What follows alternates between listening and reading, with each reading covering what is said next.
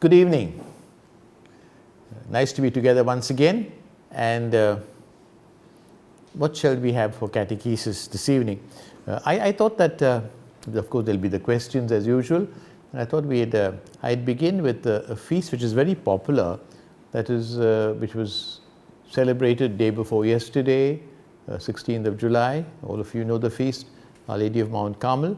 It's not a solemnity, a great feast in that sense, but I'm sure many priests and those who celebrated privately celebrated this Mass, prayed to Our Lady, and Our Lady of Mount Carmel. That's the feast of July 16. I thought I would give you a little bit of a history of this feast and what exactly, how it began and what's the meaning of significance of the feast. In the book of Kings, those of you who have been accompanying me, accompanying whoever, the daily masses, remember last year we had that very interesting episode in the book of Kings. It's 1 Kings chapter 18 verses 20 to 40. Now Elijah, a prophet Elijah, was really contradicted by the king, and he was insisting on the devotion to the one God, Yahweh. And then Yahweh, that's the name given and Moses had taught them. Now gradually among the people there was a little of a dilution of this devotion and adoration of the one God, and they began getting other gods. You remember the incident of the golden calf, which they brought when Moses went up? And now they had this god Baal. And there was the queen Jezebel, who was also a devotee of Baal, and Ahab was the king, I think, that time. And the prophet Elijah was really fighting against it. So adore the one God, there's no other God besides him. But the concept had been diluted, theological, and they were thinking there are many gods. You must satisfy the God of bad and the good God of evil, and God, the Son is a God. And it came to a head when really Elijah got very angry, and then he said, okay, he told somebody influenced the king to listen a little bit to Elijah. And so the King Ahab listened to Elijah. Elijah says, I'm giving you a challenge. There are so many prophets who adore Baal, and you bring 2 bulls. You give me one, you give them one. And let's see, let them pray to Baal, I will pray to Yahweh, see who receives the sacrifice. So he said, fine. So all the prophets, the devotees of Baal, priests of Baal, they came. That's there in that incident narrated in 1 Kings. And so they had to go to a mountains. They went to Mount Carmel. That's the whole. They went to Mount Carmel, and there the disciples of Baal or devotees of Baal, they cut the bull, put him over there, and they began praying, oh Baal, take the sacrifice, take the sacrifice, take the sacrifice. And then they got frenzied, and as was their custom, they began beating themselves. They were bleeding and shouting, and this went on the whole morning. And then Elijah was mocking them in a way, say, shout louder, maybe Baal is sleeping, and maybe Baal is gone for a walk. That's a little mocking. That's there in the Old Testament. And then at the afternoon, so the whole morning they did that. The afternoon now, Elijah said, now it's my turn. So he got the people, and then he says, okay, we are 12 tribes of Israel, so 12 stones. He made an altar of 12 stones. He put the pieces of cut the bull, put the bill over there. Now he says, now he told the people, bring water. And they poured a bucket of water, and they poured a second bucket of water. And with so much water that there was a big pool of water over there. And he said, because he was so confident, such faith and such devotion to one God. And he then began praying, Yahweh, show that you are the Creator. Show that you are the one Master. And immediately, as he was praying, fire came from above, and this whole sacrifice was consumed. Not only was consumed, even the stones were burnt down. The water which was there completely was sort of over, and therefore it was a big shock to the people. And immediately, of course, Elijah said, now all these prophets of Baal, don't allow them to escape. And then they killed them. I mean, normally today, Jesus has taught us how we must love. But anyway, that's what happened. And so here on Mount Carmel was the victory of Yahweh over Baal. This was a tremendous victory, and we see that in the Old Testament. Somewhere in the 11th century, then they built a temple. There was devotion always to Mount Carmel, because here God showed His power. Yahweh showed His power. This was the victory. And then they built a chapel. People began, hermits, those who wanted to live a solitary life, but in a group. But they were solitary, not individuals. They came, and there were caves in that mountain. They stayed in the caves over there. And by 1156, they founded so 1,000 years after Jesus, they decided to stay over there. And their devotion to Our Lady, they said, devotion to Mary spread. Like she was like a model for them how to pray to Yahweh, how to pray to God, how to live a life began by humility and obedience.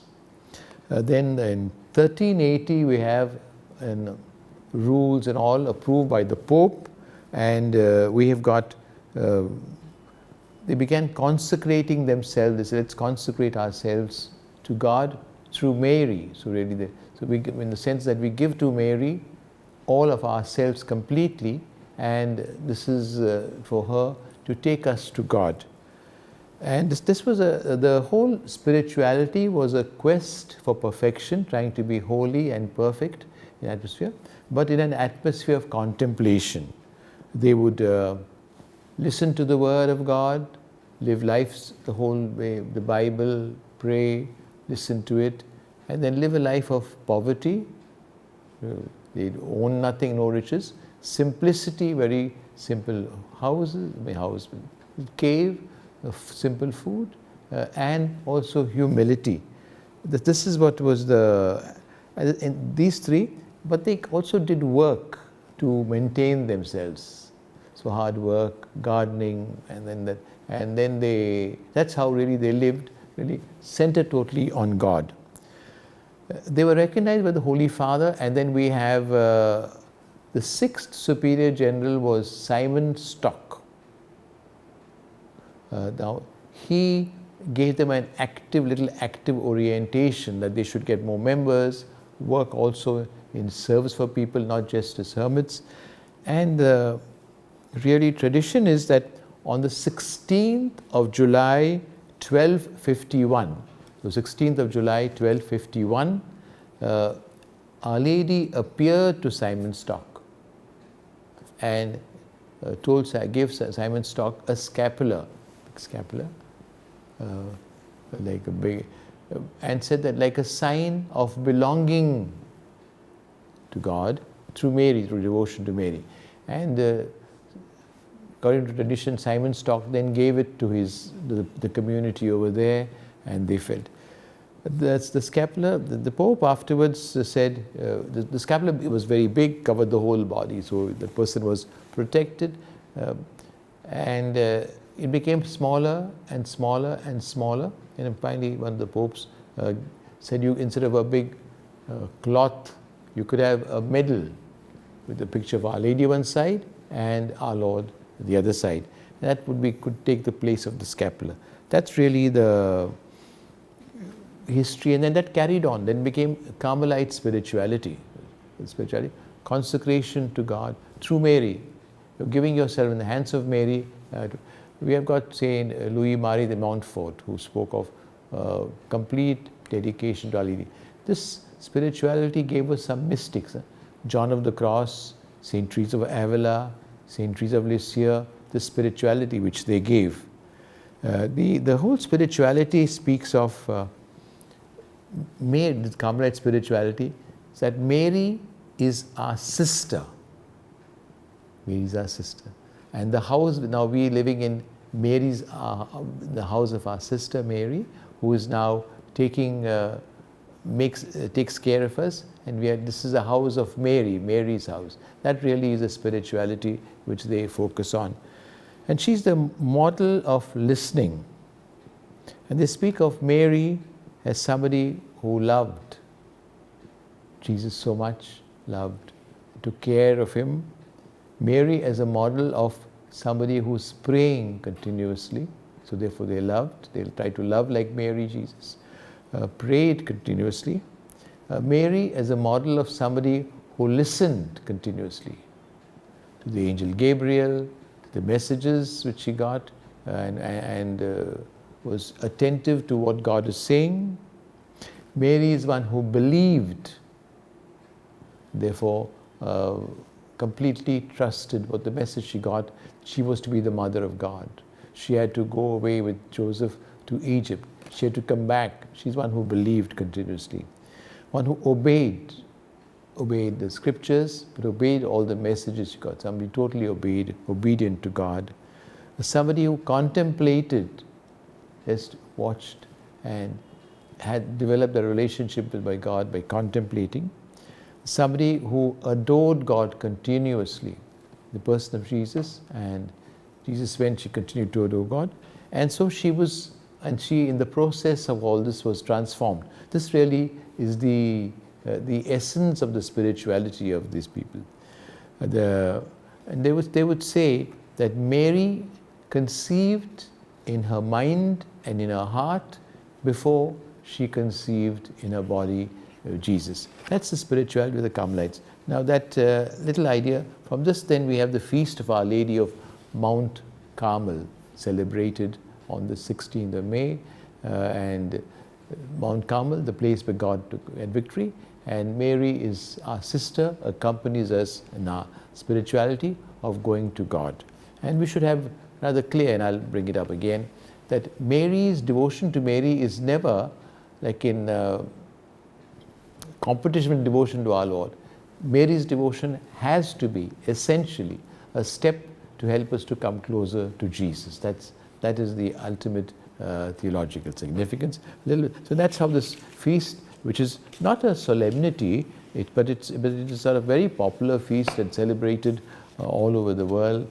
The Carmelites, they are cloistered Carmels, and to them, if you're watching, my dear sisters, happy feast to you on the 16th.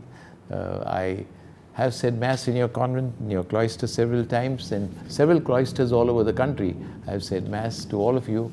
Very affectionate greetings, and pray for the church, pray for me, pray for the Archdiocese of Bombay, pray for all the viewers, and that we come closer to Jesus as a result of this. That's very, and pray for our devotion to Mary. Thank you and God bless. Let's go now to the questions.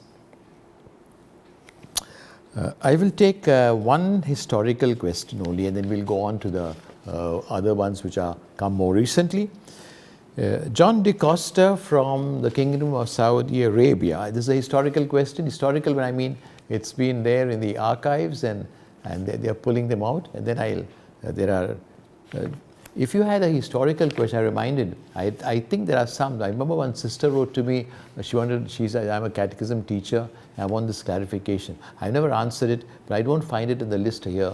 So I think, sister, if you remember and if you really want to, please do write. I had in mind to answer you, but now it's not over here. And it was I think something of the gifts of the Holy Spirit. He wanted a clarification, which we share. So any of you, an historical question, not yet come. There are just about 8 or 10 left now.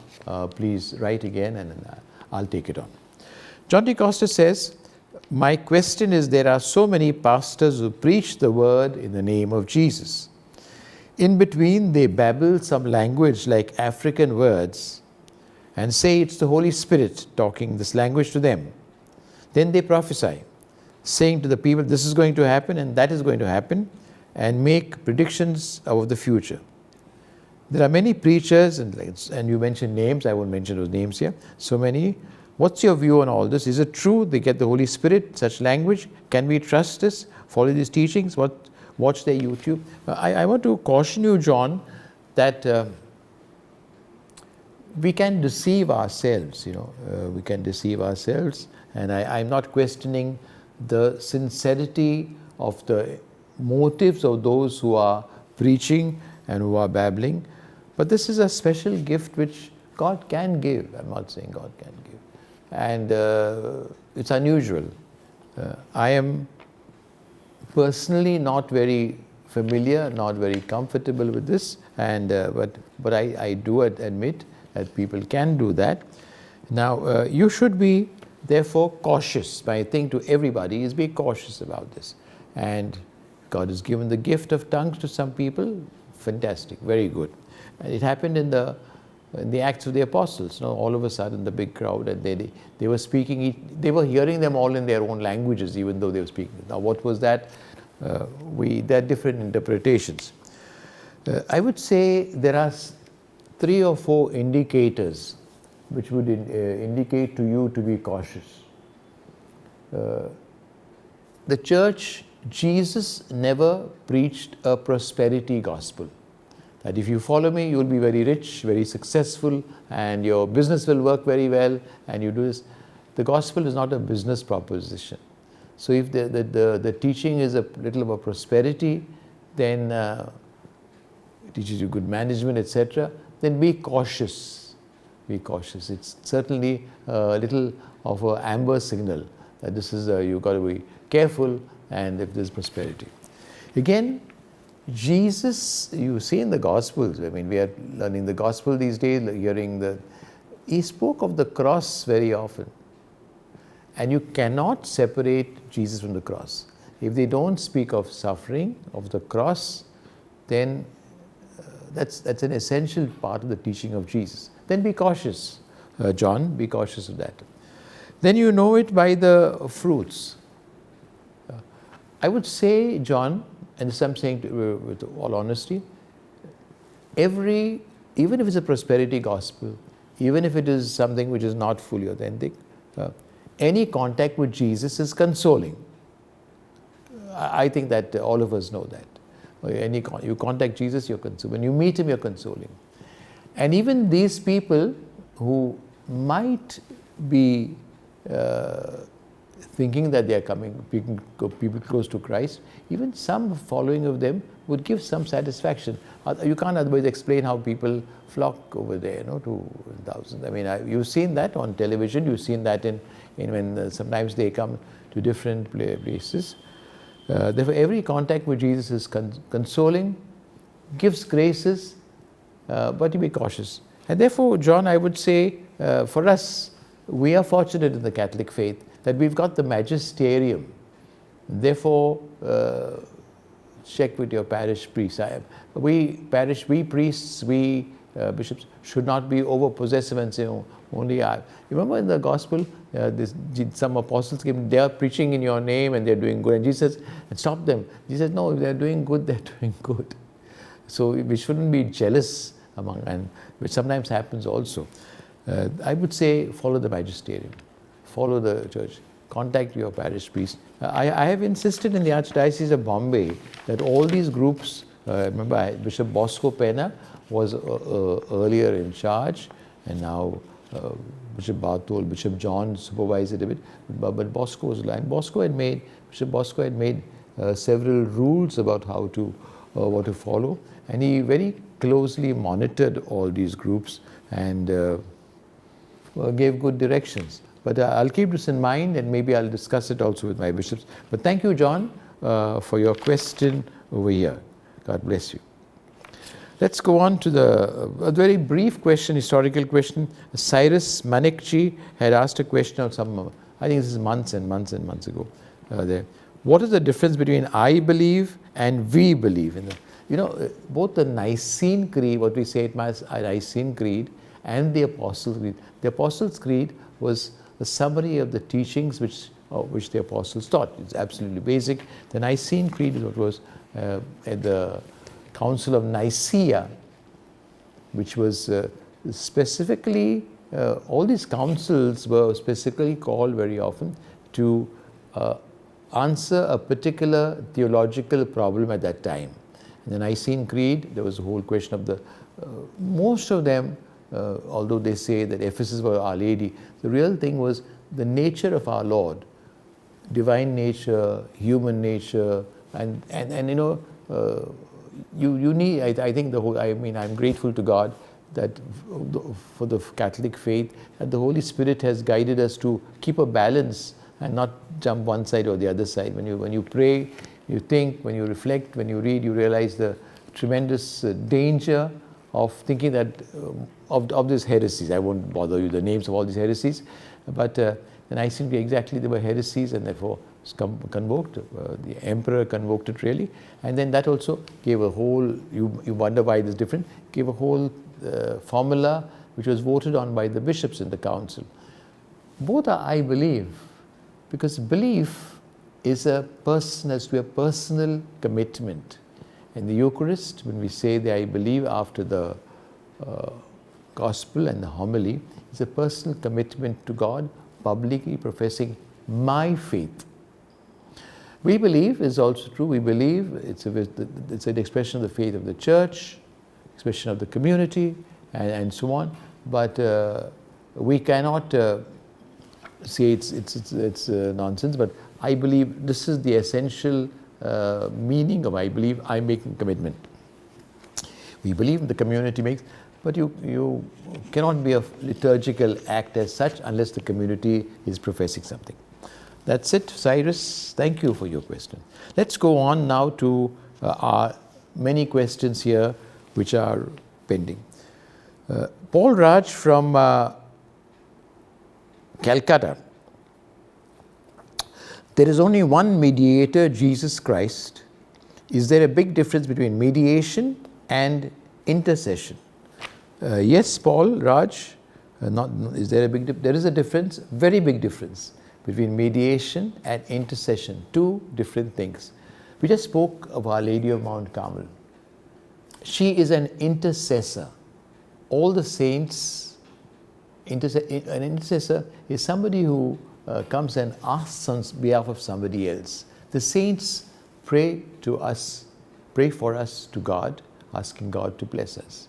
And depending on the saint, you have devotion to Francis Xavier, Saint Anthony, Saint Thomas. We pray for us. In the Litanies we say, pray for us, means pray to God for us. So intercession is asking God.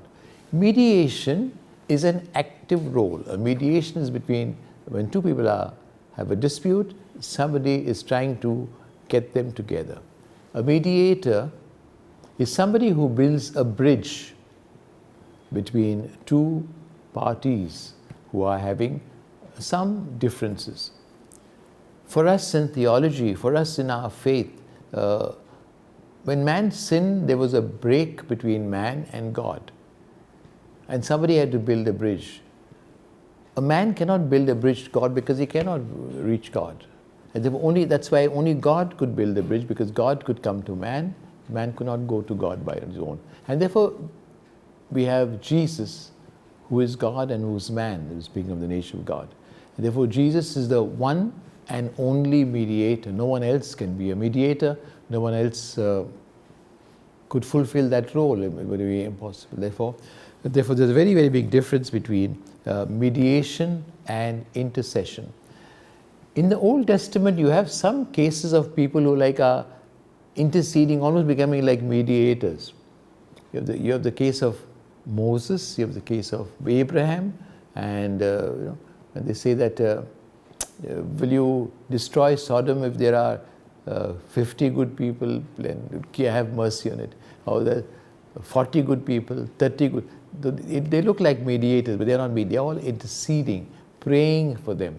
So a mediator has got to be somebody inferior, cannot mediate between them. So therefore, Paula, to your question, big difference. Jesus is the one mediator. You're right, absolutely right. One mediator, Jesus Christ. And you put it in capitals. I'm happy you did that because it's true. Jesus Christ can be the only one, absolutely only one mediator between man and God. Everybody else is an intercessor. The next question from Maria Fatima Pace of New Delhi. Maria, you have a question? Thank you for the many questions you've sent me. With the recent passing away of Father Stan Swami, Jesuit priest and social activist, there has been quite an emotional outburst from various quarters of the Church, Jesuit priests and laity, resulting in both indignation of the treatment meted out to him, as well as regrets for not doing enough to have him freed from prison. While there was no visible or concerted effort to negotiate his release with the government, by the Church or the laity, most of which we know came from the media, Father Swami is now being referred to as a martyr, prophet of our times, and Saint Stan Swami in many condolence meets and online tributes by both priests and laity. While we appreciate and respect his work and are saddened by the manner which he spent his final days, is it appropriate to confer sainthood or refer to him as a prophet? Maria, I don't know whether you get the Examiner, but the Examiner of this week, I think this is the Examiner of this week, has this exactly what you say. Stan Swami, prophet and martyr, exactly what you say. I don't know if you have something to do with the Examiner, your associate. Yeah, there is really a great amount of pain. First, you said there was no visible, you're right, there was no concerted effort to get, I'm going to tell you, and I'm saying this on public TV, that I spoke to the Prime Minister personally about his case, and when I met him, I mentioned to him about what the Prime Minister said that this is another government department of law, and my office does not generally interfere in things of this sort. We also tried to help him through the state government. We spoke to that. There's been no public thing because the charges against him have been sedition, have been under the Unlawful Acts Prevention Act. Now, I know Stan Swami, I want to say, Maria, not well, but if anybody knew, I was with him in the same community for I was staying in a Jesuit community in my first years, about 50 years back when I was just fresh, absolutely fresh. My first first months in the priesthood were with Secretary of the Bishop, Joe Rodriguez, and Stan Swami was staying with us. So I know him, his beginnings, and now his work, know him as a person. Long time, and I would hear from him about him every now and then, didn't meet him. So I'm personally convinced that this Stan would never be involved in anything which is anti-national or he's a very, I want to say my knowledge of him, mild, soft-spoken, gentle person. That's Stan Swami. Now, I'm happy that he had his last month, little over the month in Holy Family Hospital in Bandra, and I think I hope he was comfortable and taken good care of there. It was miserable. I felt very miserable about his stay in Taloja jail, where he could not even get a sipper. Now, that's about him. He suffered a great deal, a very single-minded devotion, and there's been lots of programs, and I think, the CBCI also will probably have a little prayer service, and we're sort of working it out maybe next week or so. As far as prophet and sainthood is concerned, now there's a colloquial expression prophet, and there's a scriptural expression prophet. A prophet is somebody who speaks in the name of God, and I think he has in a way redefined the priesthood, given a meaning of what the priesthood is to many of us, how a priest is meant to sacrifice himself, work for the poor. A priest is called to so many things, and he was called to work for the poor from the very beginning. I want to tell you that Stan, I remember him, he must have been his first years. I'm junior to him, he's senior to me, but I saw him working, sitting with the Adivasis and on the floor, and I don't know what he was talking to them, because he was talking in their language, I didn't understand it, and he was teaching them prayer, discussing I don't know what, but you could make out this man was completely integrated. Now that's that's prophetic. It's a message. And there is way, not the way the prophet Elijah we spoke of, or prophet Jeremiah. So the prophet is a saint. There's a popular word saint, meaning saint, and there's also the question of the technical canonized saint. Surely he was a holy man, and his statements, his single-minded devotion, I believe he was a holy man. Maria, I have not met him in the last several years, 10, 15. I might have bumped into him some meeting or other, but I heard about him. So therefore, I think that it's nice. We say saint, holy man, sacrificed himself, like Jesus gave his life for others, and he was not bothered about frightened of death. He told the judge also, no, I'm ready to die. He saw his time had come, he had to go, not to be. So we appreciate him, pay tribute to him, but we can't, it's ambiguous, the word prophet and saint. I'm not saying that they've gone overboard. They've done a good thing, and I think we must pay tribute to him. I'm happy, and the examiner is full of tribute. This examiner is full of tributes, and CBCI gave a statement also, as we saw, and I said we'll have even something more, appreciating the good work he did. We prayed for him, and sainthood is a process I mentioned to you, which goes, you've got to go to historical process, which I am morally certain the Jesuits would not begin, because it's too cumbersome. I've discussed with them about other cases, and they've not taken it up, so I'm sure they will not take it up. And prophet, there's no process for making prophets, not yet, unless there's something in the future, they begin to have prophets process for, depend on the canonists. They might suddenly say, let's have a process for canonists. Let's go on to the next question. Is Marshal Sequeira of Andheri. Marshal Sequeira, your question is, not too long ago, at a concelebrated mass, a concelebrant, before reading the gospel, would bow before the main celebrant, who in turn would bless him. This practice has been done away with, especially when priests concelebrate a mass. Is it because at times the main celebrant is a junior, while the gospel is read by a senior or the parish priest? Generally, the parish priest would be the main celebrant, not the assistant, but anyway, maybe. The main celebrant represents Christ, and therefore senior priests should not have any issues. Thank you much. I don't know which parish you're referring to. There are 3 parishes in Andheri. It's hoped egos not have a role to play in the decision to do away with this practice. Incidentally, when a bishop is the main celebrant, this practice continues to be followed. This means the practice by se is obsolete or redundant. Thanks, Marshal. You are a very observant person. You observed all this, of course, must have been before the lockdown. The lockdown, we've not had any concelebrated masses, but what you say is true. Let me give you the regulation. There's a general instruction of the Roman Missal at the beginning of the Roman Missal, which gives many rules. We, the CCBI, published also a book with all the regulations, and I presume it's there also. But let's go to the Roman document. Number 212, if you have access, it gives 212, gives the rules for this. The rule is very, very clear. I think it's very clear, but maybe it's not so clear objectively.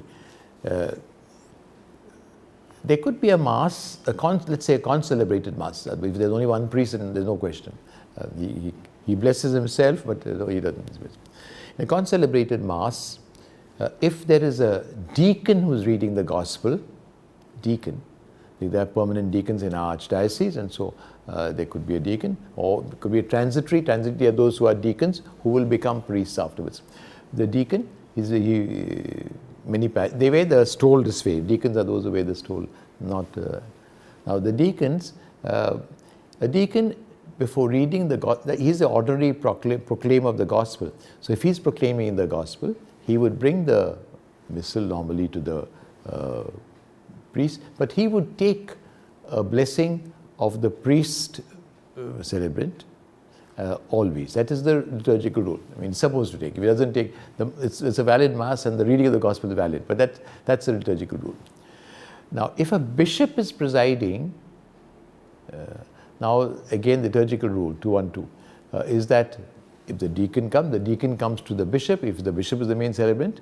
But if the priest is going to read the gospel, generally a priest would read the gospel, or sometimes the bishop does. I don't read it myself always. I generally get somebody else to read. Then the priest gets the blessing, a mandate from the bishop. That's liturgical rule. The bishop is the head of the church, of that local church, and the parish priests are his delegates in a way. Priests work for him, and therefore now the priests therefore take a blessing from the bishop. As far as priests, whether they are assistant or parish priest, there is no practice of a blessing. That might have been done out of the humility of the priest. Feels very humble and he wants to take from the parish priest a special blessing, or the parish priest will take a special blessing with the assistant. All that is a private arrangement. There's no liturgical rule. There's no blessing among the priests. This is the rule, very clear. So deacon receives a blessing from the priest or the bishop. Priest receives from the bishop, and the bishop does not receive. When the bishop is reading the gospel, can't celebrate with me, he doesn't come to me to get a blessing. That's Marshall. Thank you for your observation. It's a liturgical rule. Yeah. Next question from Diana Eustace from Holy Cross Church, Prayer. Diana, you got about 4 or 5 questions. I'm going to take only 2, and then. How many litanies are there? I was surprised by the different litanies you recite on Sunday evening. Thanks to my office, my secretaries are efficient and they pull out from the... No, seriously, yes, there are many litanies. Are prayers of intercession. This morning, we had, when we said the rosary, we said Our Lady's Litany. But now, after this, when we have the benediction, we will have the Litany of the Precious Blood. Now that's because July is the month of the precious blood. The Litany of Our Lady is very, very common. Of the Sacred Heart of Jesus is common. But when I was a child at home, we would say the Litany of Saint Anthony or every Tuesday. And so there are Litany of different saints. We have the Litany of the Holy Name. I was surprised when I was very happy when I was looking at Cardinal Henry Newman's, St. John Henry Newman's writings. He has composed several litanies of the resurrection, litany of Saint Philip. He had, I think, great devotion to Saint Philip. There is 2 litanies of Saint Philip. Now, litany, Diana, you can compose a litany also, but you want like invocations to anybody. But the church herself has got acts of piety many places, and there are many litanies. As many litanies, I would think, and there are local litanies done wherever there's a. They build up. No, the Holy Father has added 3 invocations to Ali. They build up. There are few invocations, then people see greater. It's different aspects of the same way. Our Lady, by her different titles, Sacred Heart, we are adoring Him and praying to Him in different ways. So many litanies. Then the next question of yours, Diana, I'll take just maybe 2 questions more. Why are the feasts of Saints Peter and Paul clubbed together? They are each great saints, followers of Jesus, did marvelous things for the church. So why are they both clubbed together instead of having a separate feast day for each? It's a very, very incisive a question, Diana, and I think very relevant.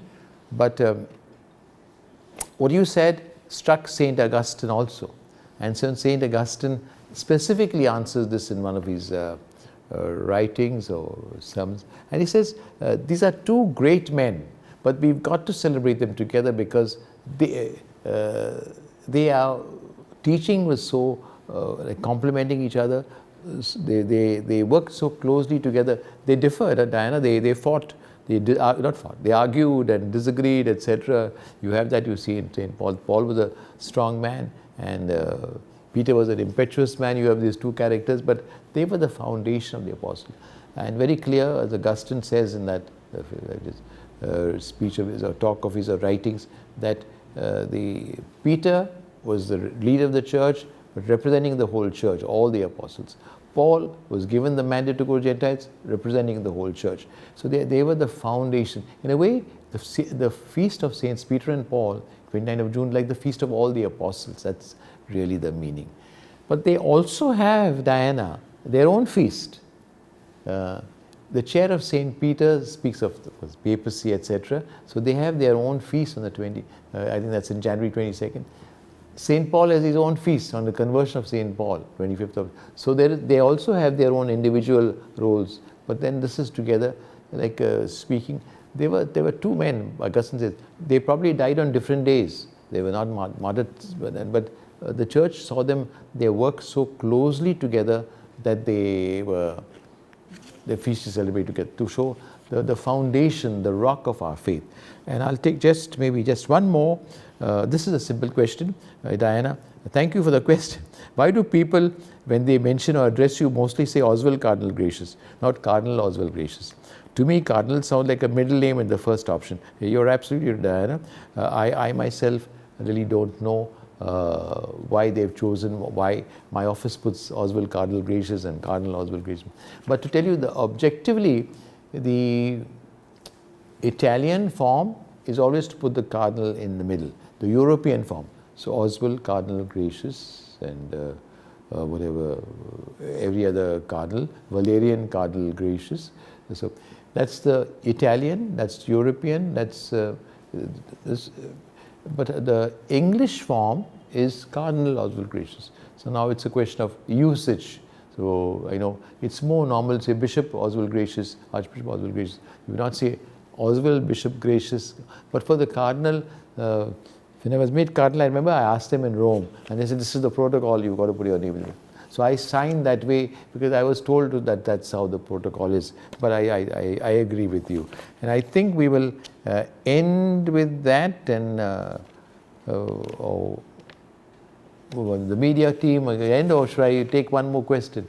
Okay, take one more question, they say. And I'll take this one from Maria Fatima. This one. This is a brief question. Genesis 12, 10 to 20. On the way to Egypt during the famine, once again to suit himself and save his own life, Abraham got his wife Sarah to lie and say she was his sister. Yes, I know that, yes. The Pharaoh, on being told about her beauty, took her to his wife, took her as his wife, knowingly that she was married to Abraham. Then conveniently the Pharaoh and his family afflicted plagues, and he returned Sarah to Abraham. What justice is there in the story? Sarah is also referred to in some parts as Abraham's half-sister. Yeah, Maria, I agree with you. It was unfair they cheated him. You know the whole history. You know that there was a famine and Abraham wanted to go to Egypt once again to take food. So he took his wife with him, but she was so pretty. And Abraham says, you are so beautiful, Sarah, that they will probably kill me and take you away. So he says, you're my sister, then they'll take care of me. And that's why he pretended that's the reason why. He told a lie, he did wrong, and then it's true, they were struck, and then Pharaoh took, and then in a way God intervened, and then Pharaoh began getting sick, and then he realized, I've done something wrong. He says, take this wife of yours and run away, and he gave him cattle and money, and he treated him very well, and so he went away. They say very, very rich. But yes, Abraham, Maria, your question is right. It was wrong on his part to that. But I suppose, God works right straight through crooked lines. He was not a model of, he was a model of faith, our father in faith. But he did something, he's not the model of in everything that he did. And so therefore, while what you say is true, it was not fair. Pharaoh was deceived. But God used, because in a way, if God intervened, because Sarah had to come back, because God had a role for Sarah and Abraham to play. They had to have a child Isaac. Jesus was supposed to come, so God intervened to make sure that ultimately, as I kept on saying, ultimately Jesus should come. Everything is working towards the coming of Jesus. Thank you very much. I hope I didn't take too much time. God bless you. We'll see you next Sunday. We go benediction now. God bless. Have a nice evening. We'll pray for each other.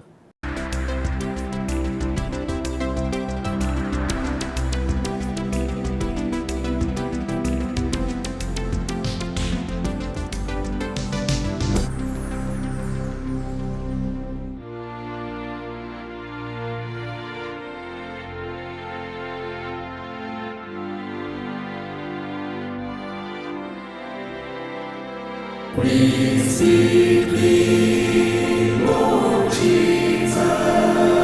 We seek thy blessed face to know thee, Lord Jesus, and to know thy saving grace. We seek thee, Lord Jesus, our voices we raise. We seek thee, Lord Jesus, our hearts are filled with praise.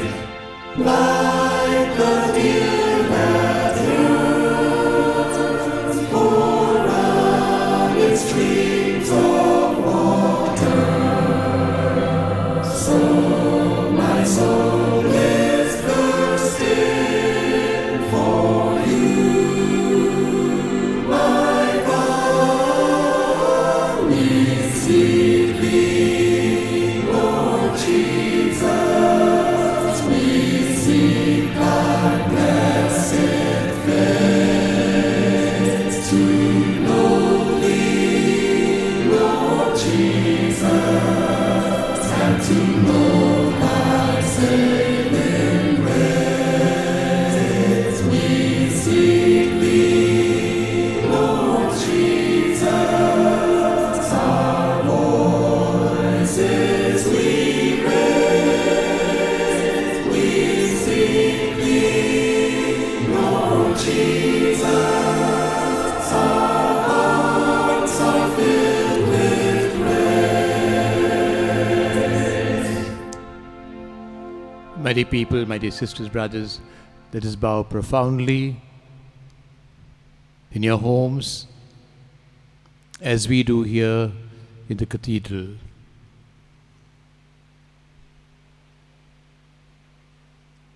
He is our Lord and our God. He is the one who came to save us. And the day before he suffered on the cross, he instituted the Eucharist.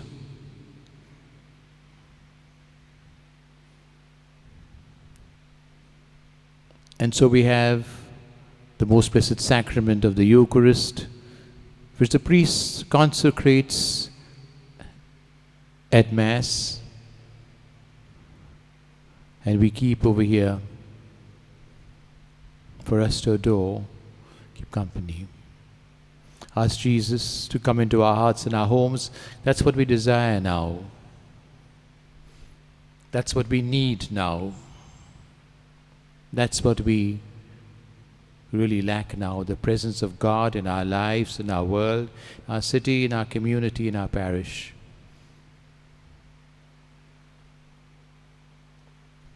This morning's Gospel, Jesus asks his apostles to come and rest with him a while. Come and spend some time with him. Not to be discouraged. On the other hand, not to be proud of their achievements, but to have the right balance. And so today, we invite Jesus into our homes. Sisters and brothers, there are moments when you feel tired, you feel lonely, you feel depressed, you feel anxious, you feel annoyed with yourself, inability to cope, but also with your others in the family, thrown together in the family for so long during the lockdown. Ask Jesus to come, talk to him. Moments when you feel like giving up, it's not worth it, that's the time you must turn to the Lord. And I guarantee you, you will find solace, you will find courage, you will find comfort, you will find consolation, you will find strength. You will be able to cope with the challenges of life.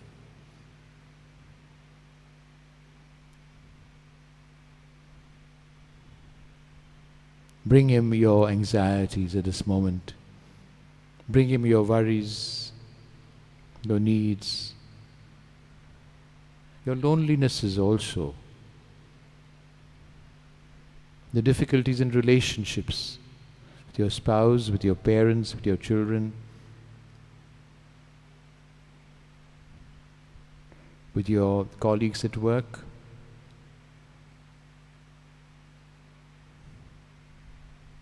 Bring them all to Him.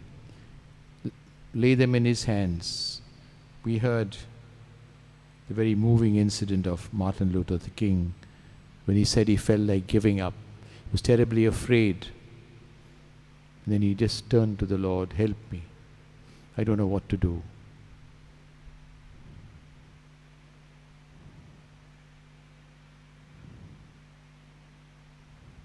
No one who's come to the Lord sincerely, with open heart, has ever been left disappointed, never been left unheard. Because the Lord is our shepherd, the good shepherd, compassionate shepherd. This morning's Mass, the responsorial psalm was Psalm 23. Let's recite this. You often heard it sung. Let's now recite it. Join me. I've got the Jerusalem Bible translation. Whatever translation you have, say it. Yahweh is my shepherd. I lack nothing. In meadows of green grass, He lets me lie. To the waters of repose, He leads me. There, He revives my soul. He guides me by paths of virtue for the sake of His name. Though I pass through a gloomy valley, I fear no harm. Beside me, your rod and your staff are there to hearten me. You prepare a table before me under the eyes of my enemies. You anoint my head with oil, my cup brims over. Ah, how goodness and kindness pursue me every day of my life. My home, the house of Yahweh, as long as I live.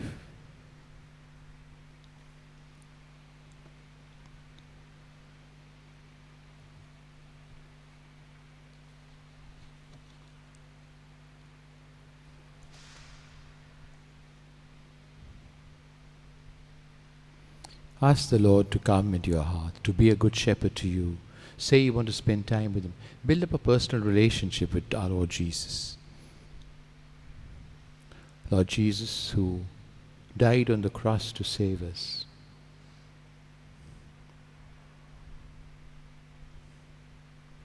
Spend a few moments thanking God for what He has done for you.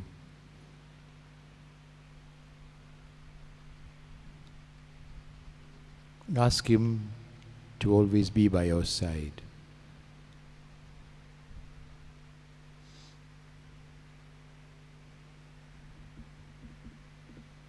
We are in the middle of July.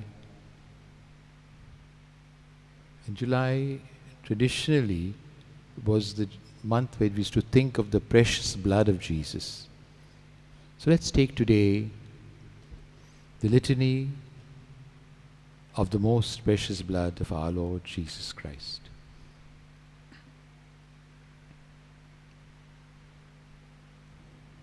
Lord, have mercy. Lord, have mercy.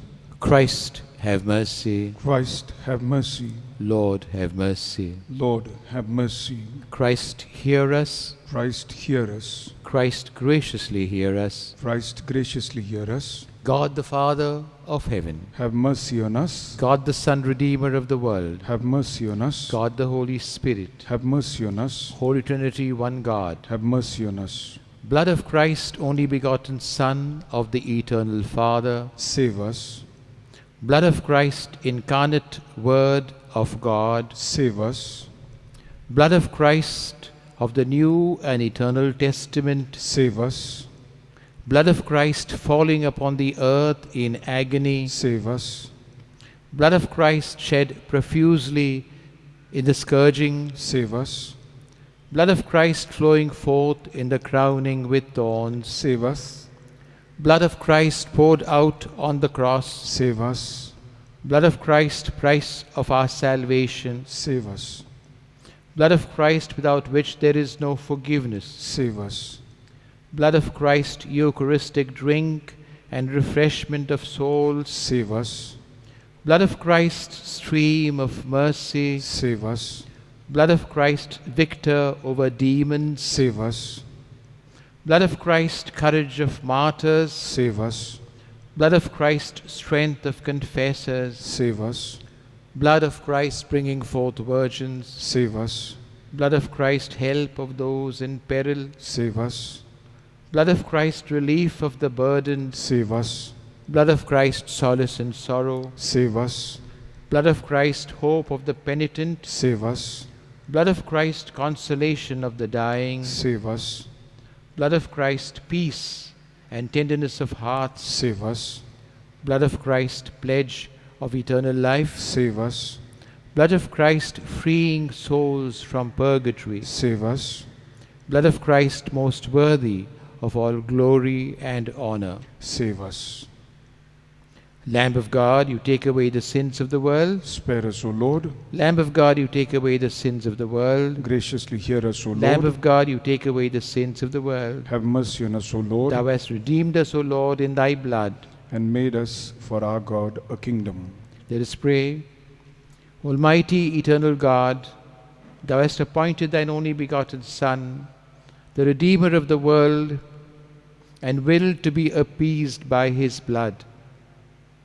Grant, we beg of thee, that we may worthily adore this price of our salvation, and through this power, the power of his blood, be safeguarded from the evils of the present life, that we may rejoice in its fruits forever in heaven. Make this prayer to the same Christ our Lord. Amen.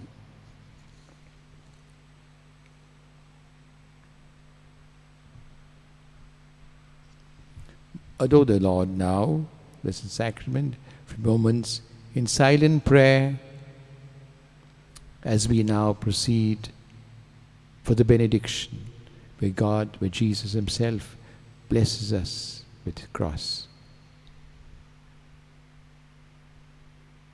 Ask him to come to your hearts, your homes, your families, and ask him also to free us from the pandemic, from the fear of the pandemic, from the third wave, not only us but also all countries, that we might be able to come once again to peace, calm, joy, and continue spreading your kingdom.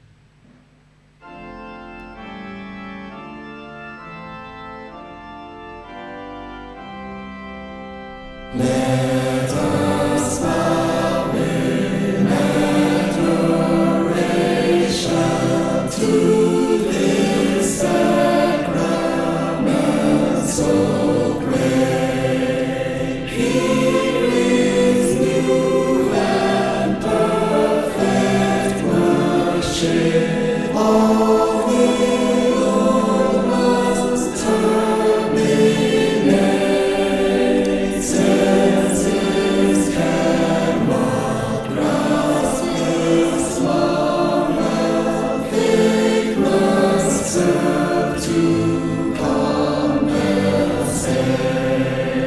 Glory, honor, adoration. Let us sing with one accord. Praise be God Almighty Father. Praise be Christ His Son our Lord. Praise be God the Holy Spirit, triune Godhead be adored.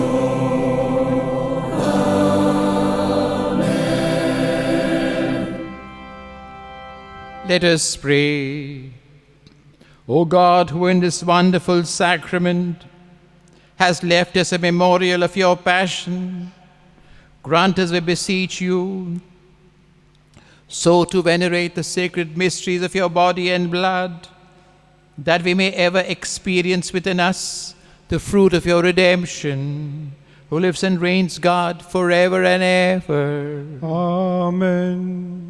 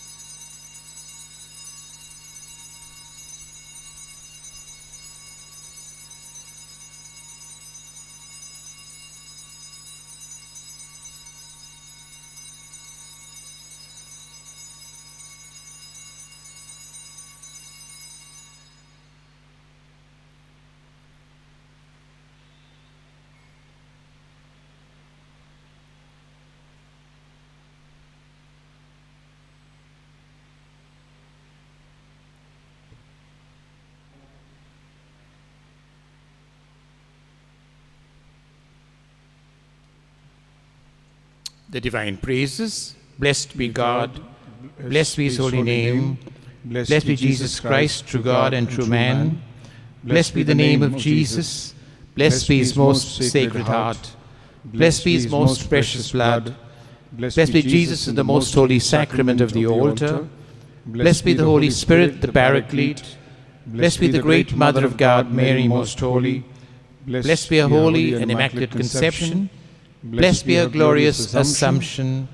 Blessed be the name of Mary, Virgin and Mother. Blessed be Saint Joseph, her most chaste spouse. Blessed be God in his angels and in his saints.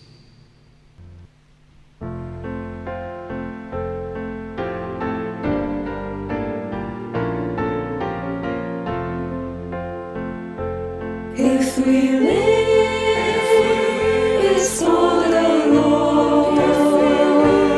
If we die, it's for the Lord. For Christ rose to be the Lord of the living and of the dead. For I know that my Redeemer lives. At the end, he'll stand upon the earth. He shall be a witness by my side.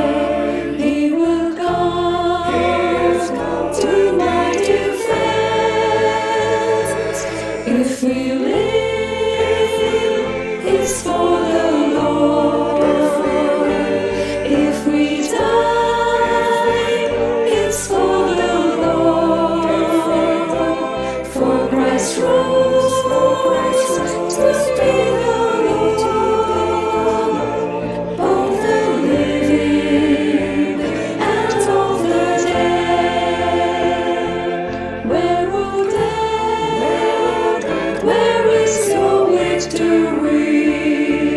Where, O death, where is your power to hurt? For the Lord has conquered sin and death. By his cross we are made free. If we live, it's for the Lord. If we die, it's for the Lord. For Christ rose